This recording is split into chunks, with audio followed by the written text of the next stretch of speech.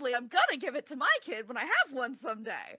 So it's like it's weird to think that yeah, books, blankets, any kind of craft is all just stuff that stays. And even if I know you guys never would, but even if my books end up and you guys give them away to like Goodwill or a bookstore, it then still keeps going around and it gets in somebody else's hands.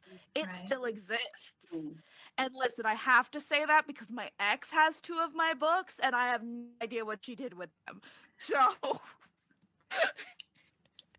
Submitted it to the Hall of Fame of Authors, of course. That's the only thing to do with your books. of course, of Yeah, course. I agree. Yeah. Second motion. Can I just say this real quick?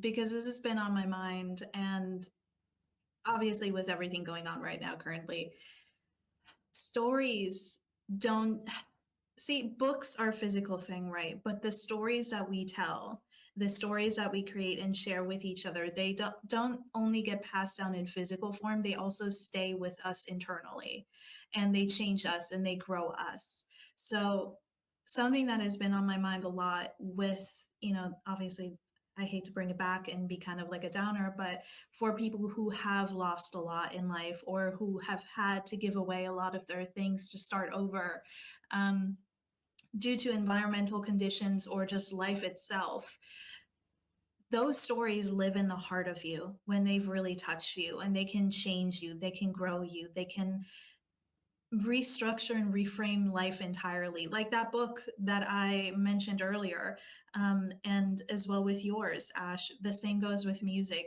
These things, art, but not just art, it's a lot more than just art, is something that is very needed in our human psyche. And it's funny to me because I don't know if this has been updated yet. So, just from my end of the world here, I'm going to put this out there.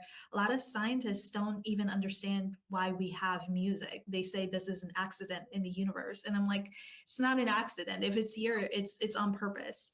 And I think self-expression in any form is so vital because even like you said, Jay, like you said, Ash, even though we may not be able to perceive or conceive how it can affect somebody else, the things that we are creating, the stories that we are sharing, the stories that we are telling, our human species is inherently based upon stories. That's a historic truth.